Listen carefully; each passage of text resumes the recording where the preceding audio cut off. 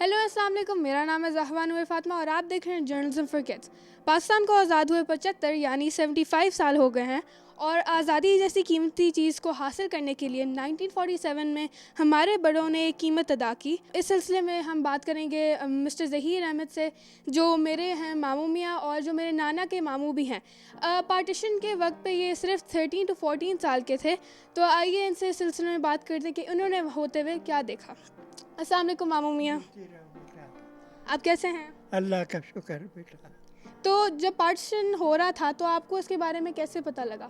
بیٹا بس وہاں مسلمانوں میں جذبہ تھا اور وہ سڑکوں پہ نکلتے تھے، لے کے رہیں گے پاکستان، بٹ کے رہے گا ہندوستان، یہ اس طرح مظاہرے کر رہے تھے مسلمان، اور کہیں کہیں جگہ ہندو بھی مزاحمت کر رہے تھے، لیکن زیادہ اللہ کا شکر ہے وہ نہیں ہوئی خونریزی یا اس کسی قسم کی بدنظمی۔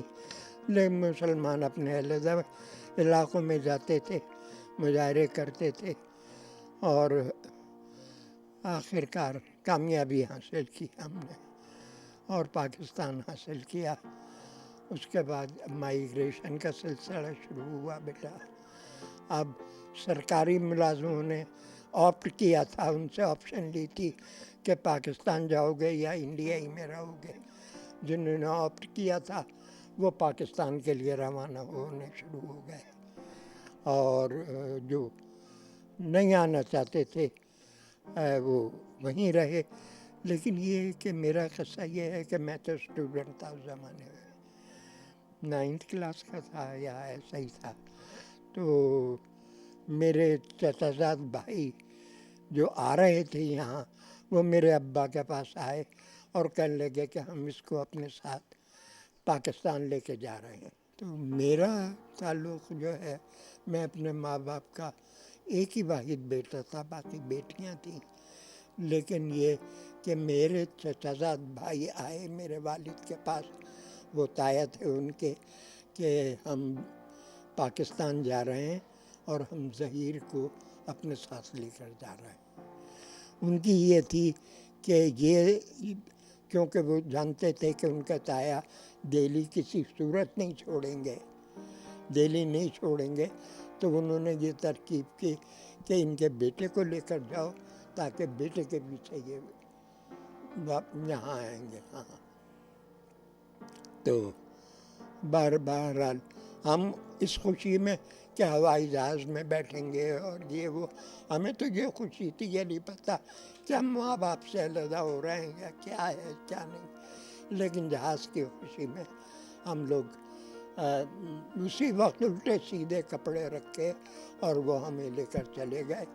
اسی دن ہم وہاں پہنچے، دہلی میں کیمپ لگایا ہوا تھا، جو لوگ پاکستان آنے والے تھے وہاں کیمپ میں پہنچ گئے، اور وہاں سے امریکہ سے خاص طور سے جہاز آئے ہوئے تھے اسپیشل لوگوں کو پاکستان پہنچانے کے لیے۔ تو جیسے کہ آپ نے کہا کہ جو لوگ تھے اس کو بہت منا رہے تھے، سیلیبریٹ کر رہے تھے کہ فائنلی پاکستان ایک الگ سا کنٹری بن گیا ہے، تو آپ کے کیا دوسرے مذاہب سے دوست بھی تھے؟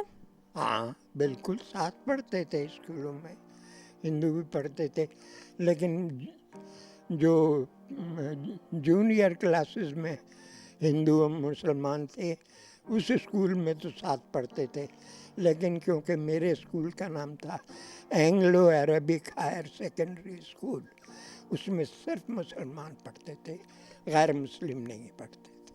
تو یہ اونلی مسلم اسکول تھا۔ تو آپ کو انڈیا کی سب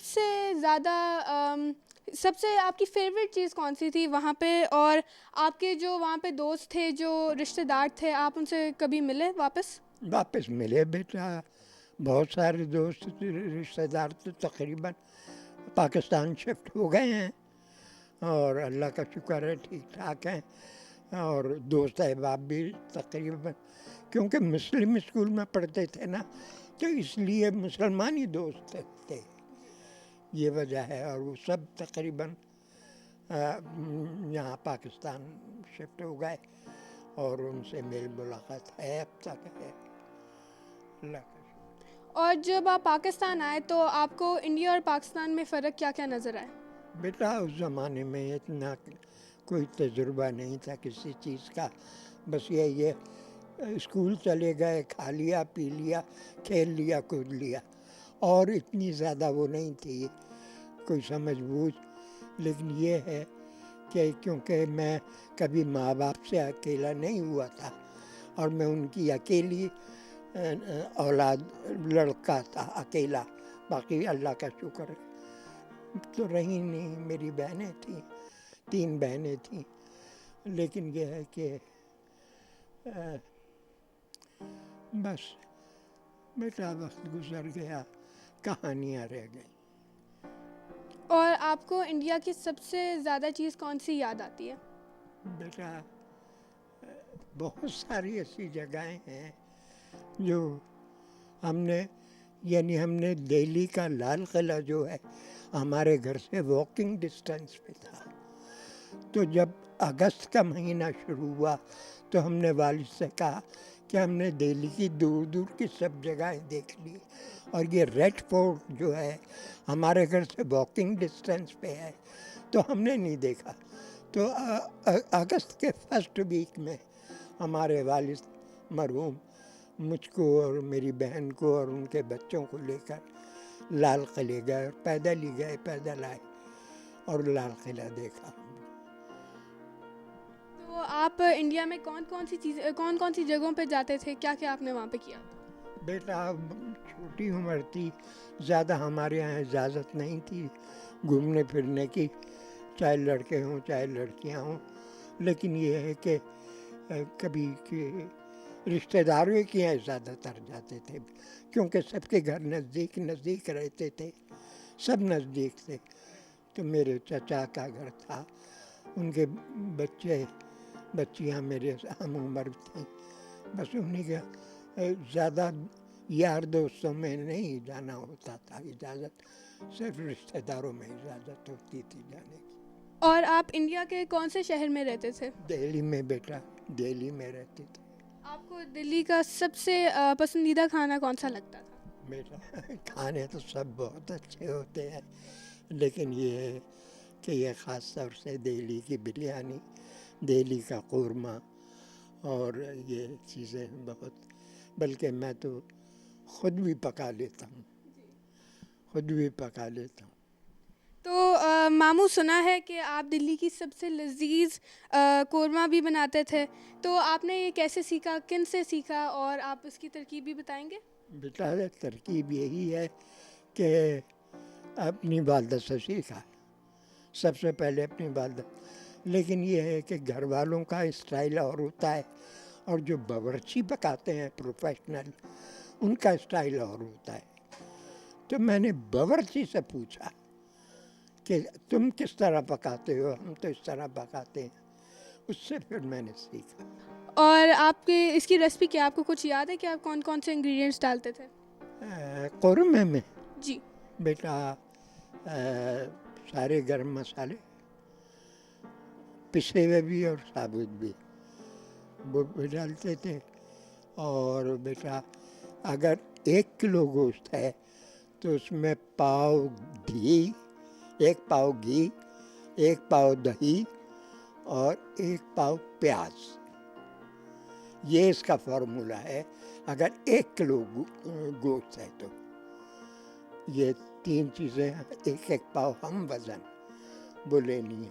پیاز براؤن کر کے نکال لیتے ہیں گھی میں یا تیل میں، وہ پیاز نکال لیتے ہیں براؤن کر کے، پھر نکلی ہوئی پیاز کو گرائنڈ کرتے ہیں گرم مسالہ ثابت ڈال کر، الائچی بڑی چھوٹی، اور اس کو گرائنڈ کر کے جب گوشت کی تیاری ہو جاتی ہے اس کے بعد وہ ڈالتے ہیں پیاز تلی ہوئی اور پسی ہوئی.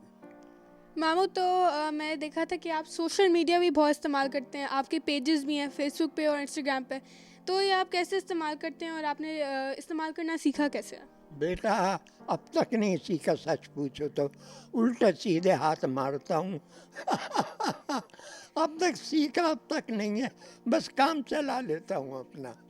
اور یا کوئی مسئلہ ہوتا ہے تو ساتھ کے بچے ہیں ان سے پوچھ لیتا ہوں جا کر. اور آپ کے پاس کوئی ایسا دوست ہے جس کی بچپن میں جس کی آپ کو یاد آتی ہو؟ بہت سے دوست ہیں لیکن یہاں لاہور میں تو کوئی نہیں ہے. زیادہ تر کراچی میں گئے ہیں لوگ. دہلی والے جو ہیں وہ زیادہ تر کراچی گئے ہیں تو زیادہ تر وہیں تھے کراچی میں ہی دوست احباب. اب تو بیٹا کچھ نہیں بس. اور آپ کے پاس پاکستان کے لیے کیونکہ جشن آزادی ابھی گزرا تھا تو کوئی میسیج ہوگا آپ کے لیے؟ ہاں بھائی ماشاء اللہ بچوں تم جیسے بچوں کے لیے ہے کہ بھائی خوب پڑھو لکھو محنت کرو اس ملک کے لیے خدمت کرو کے لیے تیار کرو اپنے آپ کو اور اللہ تم لوگوں کو ترقی اور کامیابی دے اور اس ملک کی خدمت کرنے کا موقع دے. بالکل ماموں میاں، اور تھینک یو سو مچ کہ آپ نے ہمیں اپنا قیمتی وقت دیا اور اپنی یادوں میں آپ نے ہمیں بتایا کہ آپ نے دلی میں کیسے اپنا وقت گزارا. تو پاکستان کو بنانے کے لیے ہمارے جو بڑے ہیں انہوں نے بہت قربانی کی اور ہمارا اب یہ فرض ہے کہ ہم اس قربانی کو ویسٹ نہ ہونے دیں اور ساتھ ساتھ پاکستان کی عزت کرتے رہیں. تو تھینک یو سو مچ. اور آپ نے اتنی مزے قورمے کی بھی ریسپی بتائی اور مجھے بہت مزہ آیا سن کے. میں بھی خود بناؤں گی and I let you know. So thank you so much for watching Journalism for Kids. I hope you enjoyed this episode. This was Mamu Mia. He is amazing. انہوں نے پاکستان کو بنتے ہوئے دیکھا and Mamu Mia, thank you so much. بہت شکریہ آپ کا. It was an honor. So thank you for watching Journalism for Kids. I hope you enjoyed this video اور مجھے امید ہے کہ آپ نے اس ویڈیو سے کچھ نیا سیکھا ہوا. اور make sure you subscribe to our YouTube channel. Comment what you would like to see next. Like this video and also follow us on Instagram, Facebook, LinkedIn, Twitter and TikTok. Thank you for watching. This is your host Zawa signing off. Pakistan Zindabad.